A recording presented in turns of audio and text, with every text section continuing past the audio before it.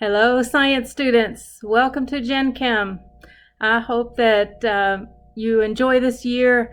I hope that you're as excited about coming back as I am. It's nice to have a vacation, but this is ridiculous. So I'm so glad to be back. Even if it's virtually, I'll take it. Hope to see you in person soon, and I hope that happens. But we're going to make the best of it. I know it's going to be a challenging year for you. But hello to my class. I want to talk a little bit about myself. I want to do a couple of demonstrations and kind of give you a little rundown on what to expect. I'm Diana Bartlett. I've been teaching here at Madison Central for 7 years. This is my 7th year, but I've been teaching a lot of other places for over 20 years. And chemistry's kind of always, been something I'm interested in. So hope to give you a little spark of chemistry too. Now, as far as this year, I'm not going to say that it's going to be easy because it won't. And the thing is, chemistry is it's a hard subject. And the reason it's hard, one of the reasons is it covers so many different topics. You ever learned everything from safety and glassware to, math and measurement and doing math problems and learning about density and learning about an atom and electrons, which is so abstract, and then you learn about chemical reactions and properties. So lots of terms to know, but I'm going to walk you through it. I'm going to teach you to the best of my ability with the resources we have.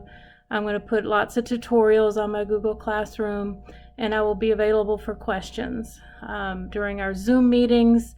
We're scheduled for 2 hours, but and I anticipate using pretty much all that time. One reason is we're starting later in the year. There's just a lot of material to cover, and I know it's difficult, and I want to be available to answer your questions, to give you enough practice, and to teach you how to get through chemistry. As far as my email and messages, I will check those from 8 to 8, and I'll try to answer as soon as I can your messages. If you want to message me later on, that's fine. I just won't check it until the next morning. I just won't give you an answer, but you're feel free to, send me a message, and I'll get to you as soon as I can. Okay, what do I expect this year? I expect you to put the time in. I expect you to do the work. I'm not going to give busy work. I'm going to try to give you targeted things that will help you learn the material. The textbook that we have is this right here. Now, you can use any textbook. There's tons of textbooks out there. You can find them on eBay. You can find them anywhere. As far as I know, we can't give textbooks out, but that may change. Things are changing. But what I am going to do is put this as a PDF file. I'm going to copy every chapter and post it on my Google Classroom, and I'll give you questions to do and problems to do out of the book, but you will have this available to you online. And you can either print it out or just look at it digitally. Now, you need to have a place to study. Hopefully it's a quiet place. Could be your bed, the dining room table, wherever is a place where you can focus. Also, try to keep all of your things together, even if it's in a cardboard box or on a desk. Try to keep everything together. Now, I will ask you to have a binder for this class because you're going to have handouts, you'll have periodic tables, you'll have lots of resources. I want you to keep your notes. I want you to take notes so that when we are in person, we can hit the ground running. I suggest just, 1-inch binder. If you want to use a spiral notebook also, that's fine, but have some place where you can keep handouts and keep those together. Now, we're not going to be able to do labs traditionally, so it's going to be based on demonstrations until something changes, but I will be doing those like I'm going to do today. So, also, don't be confused because it says general chemistry. We have 4 levels of chemistry in this school. What we consider like general biology, where you're just getting enough science to graduate from high school. That's your ICP, which is Introduction to Chemistry and Physics.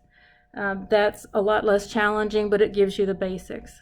The next step up is general chemistry. I wish they would call it college prep because it is a college prep level class. Then you have pre-AP and then you have AP. Pre-AP is the first part of a college chemistry class, and then AP is like the second semester. So just because it says general chem doesn't mean that it's a low-level class. It's not. Keep up with your work and manage your time.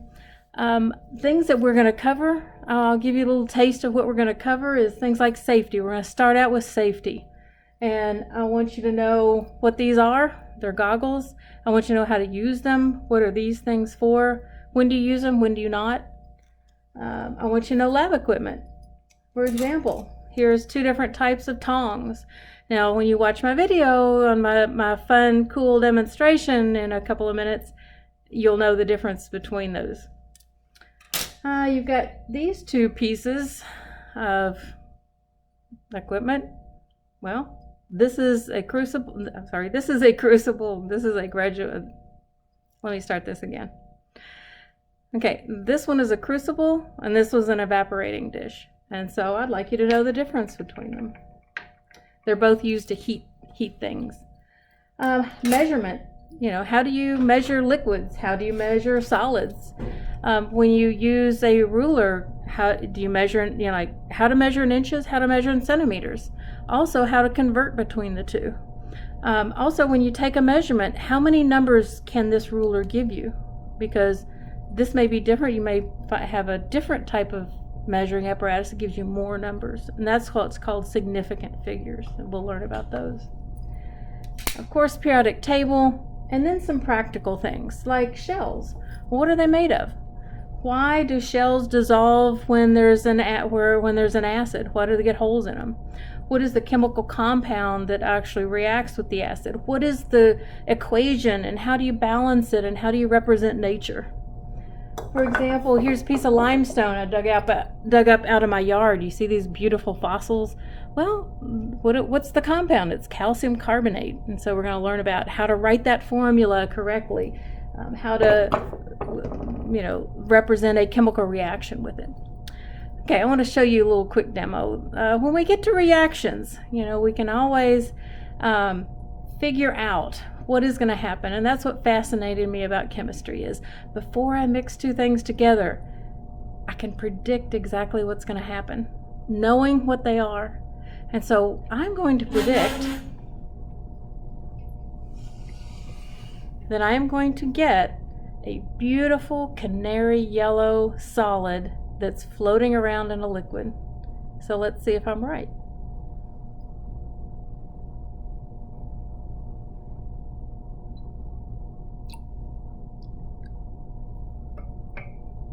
Now, isn't that the most gorgeous color you've ever seen, even if you're not a yellow fanatic? That is beautiful. Now, if I take this and put it in a centrifuge or just let it sit overnight, I can see that the solid will come and form clumps down at the bottom. It's already starting to clump down here. So that's what fascinated me about chemistry, is that I can predict what's going to happen. And I find that chemistry is fascinating, and it makes you hit your head against the wall some days, but it's beautiful and fascinating. It helps you understand the world around you. And that's what I want to cover this year. And I'm glad you're in my class. Now, I'm going to do a little demonstration for you, and then I'll tell you a little bit more about me. So, see you in a Hello again, science students. Welcome to my little fun demonstration. At least I think it's cool. Well, or maybe it's not too cool. I think this is an exothermic reaction, so it may not be too cool, but we'll see what you think. Anyway, I'm going to burn something. So let's see. Let me get some, fire here. All right.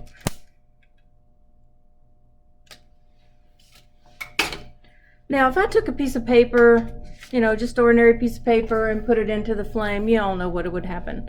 It turns into ashes and flies away, and you know what that would do.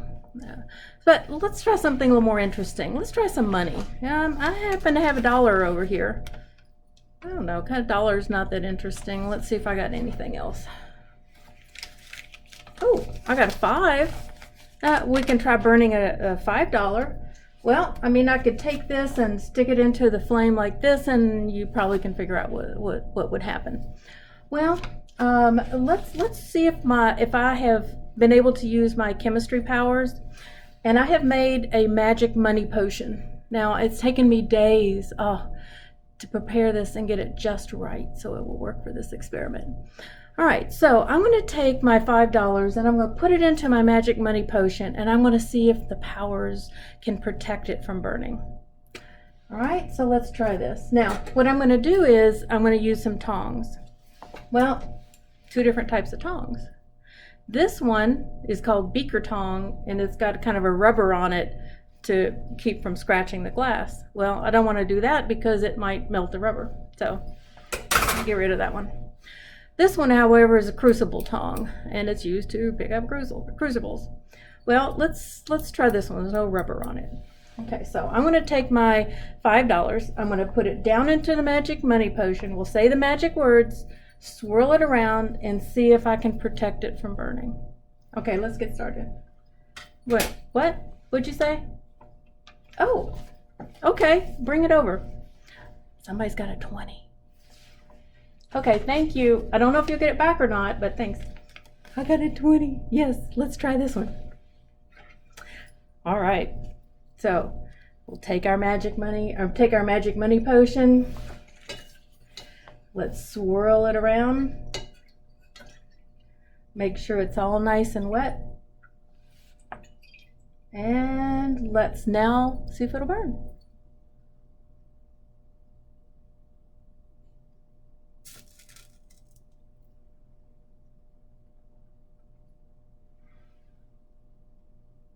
Well, it did burn. Now, take a look.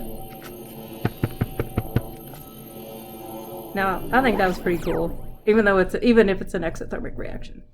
All right, so what happened here? And now there's some experiments that I'll do, some demonstrations. I will not tell you the secret, but I will tell you the secret of this one. If you will take and mix isopropyl alcohol, which is just rubbing alcohol, and water, and a little bit of salt. Okay, why would you use those? Well, first of all, the alcohol is going to burn. So as soon as it hits that flame, it's going to catch on fire.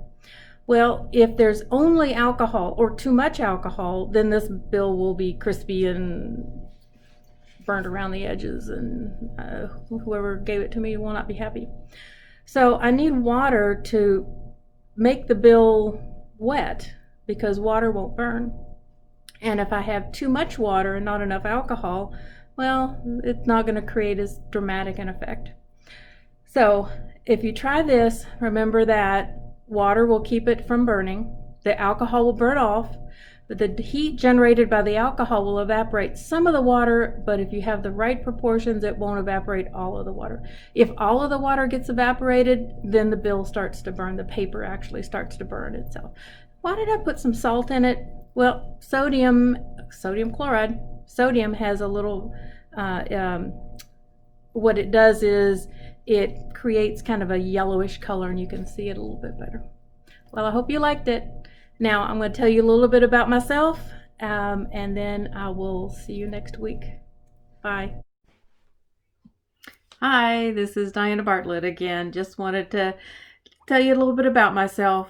This is my 7th year teaching at Madison Central, but I've been teaching over 20 years, mostly chemistry, but I've taught physics, biology, microbiology, or science.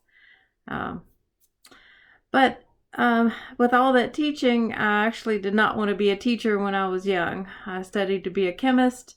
I got my master's degree in chemistry. I worked for a while in a research lab and decided that just was not for me. And so I went back to school, got my teaching degree, and now I've been teaching, been very happy. I love being a teacher. But I had a little unconventional upbringing. When I was 11, my mother moved to Mexico, and so I grew up in Mexico. I went to middle school, high school, and college. And yes, I was a hippie child. with hippie mother. Where we lived was a town called Morelia, and it's about 6 hours west of Mexico City. Beautiful town, way up in the mountains. This was my high school, and it was actually part of the university. So it had to pick a major when you went to high school.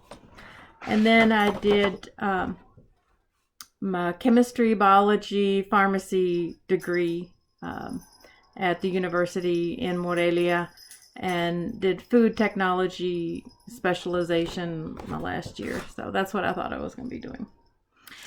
I've taught at many different high schools. I've taught in Mississippi. I've taught mostly Kentucky. Been at Lexington Catholic for a few years. I was at Bryan Station. I was in the Spanish immersion program, so I've also taught Spanish. I'm fluent in Spanish. Taught biology, chemistry, and physics, all in Spanish. I have 3 kids and 4 grandkids, and those are my kids and granddaughter and 3 grandboys that they live out in California. And I have a few pets, and I'll show you one of them. Well, this is my kitty cat Tesla. He's almost 12 years old. I have 3 cats. The other 2 told me that they did not want to be on camera. So, well, I also have a panda bear hamster named Rachel, but she's being babysat by my granddaughter. But I'll show you my baby. I've had him for, oh my gosh, probably about 26 years. And he's probably about 28 years old. And I usually have him in my classroom, but now he's at home right now. But this is Diego, and this is my king snake. He's very nice. He's been in classrooms ever since I got him, and he loves to be held by students. So hopefully you'll get to see him. All right. I hope you have a wonderful year. I wish you much success. And I will look forward to seeing you, and good luck, peace, and blessings. Bye.